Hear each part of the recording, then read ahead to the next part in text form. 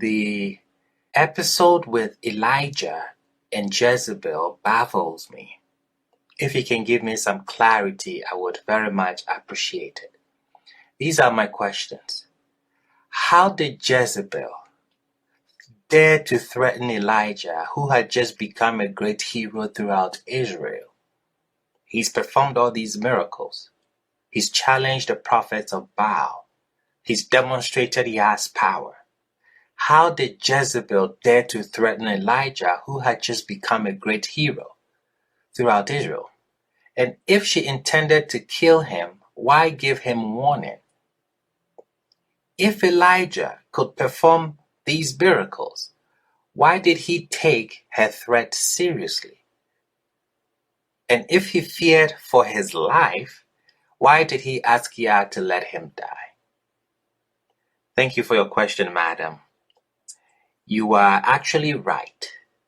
The aftermath of Elijah's victory over the prophets of Baal is one of the most perplexing incidents in all of Tanakh. After the defeat of the false prophets, Jezebel's reaction could not have been more different. Immediately upon learning what had happened, Jezebel sent a message to Elijah promising that the next day she would do to him what he had done to the prophets of Baal.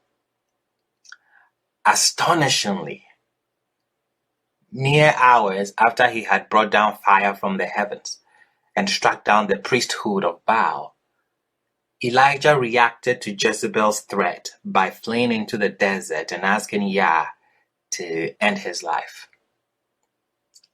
How did Jezebel dare to threaten Elijah? The whole Elijah, who had just become a great hero throughout Israel. How did she dare to threaten him? This is a very profound question. Let's bring some clarity to the text. The answer to your question is Jezebel's response to the prophet. Jezebel carefully worded her message to Elijah. This is what she said. Jezebel sent a messenger to Elijah saying, "So may the gods do, and so may they continue, unless at this time tomorrow I will make your life like the life of one of them." Jezebel's message to Elijah is that tomorrow I will do to you as you have done to the prophets of Baal, she declared. The question is, why tomorrow? Because Jezebel knew that today Elijah would be untouchable. The people would protect him. They would rise up against anyone who sought to make any attempt on his life. But Jezebel understood something, perhaps better than Elijah.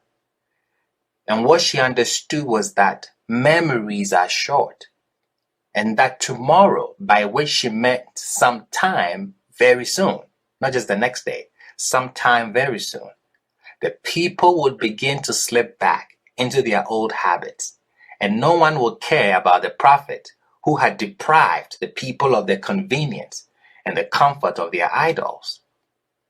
Elijah knew she was right. He did. All of his efforts on behalf of the people would be quickly forgotten.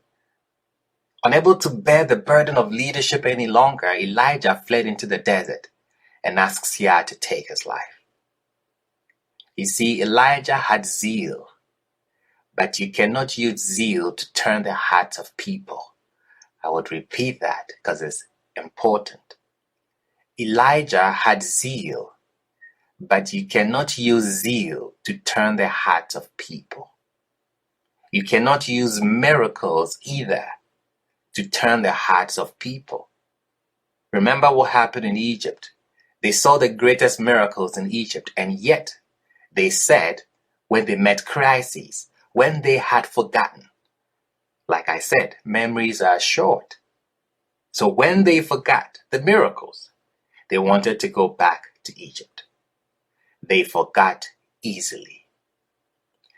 Jezebel's message convinced Elijah that his approach to leadership was no longer effective. and he concluded that there was nothing more he could accomplish among the Hebrew people.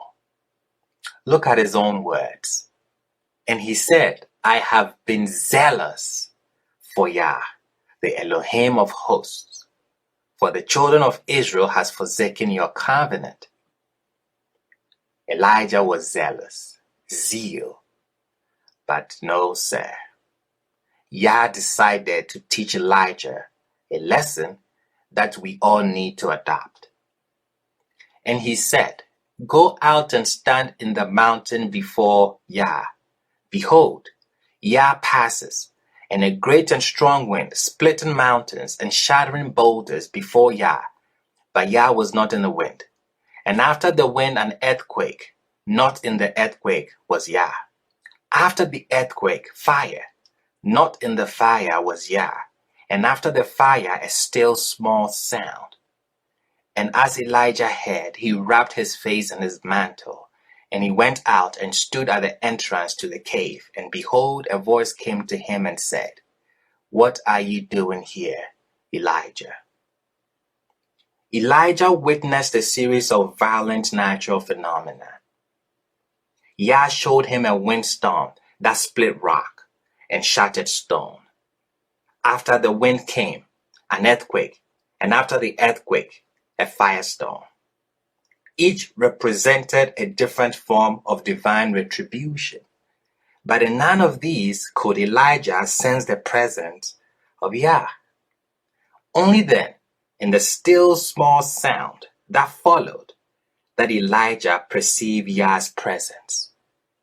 In this way, Yah communicated to Elijah that only through the persistent, loving, and patient teaching of Torah can a leader hope to leave a lasting imprint upon the heart and soul of the Hebrew people.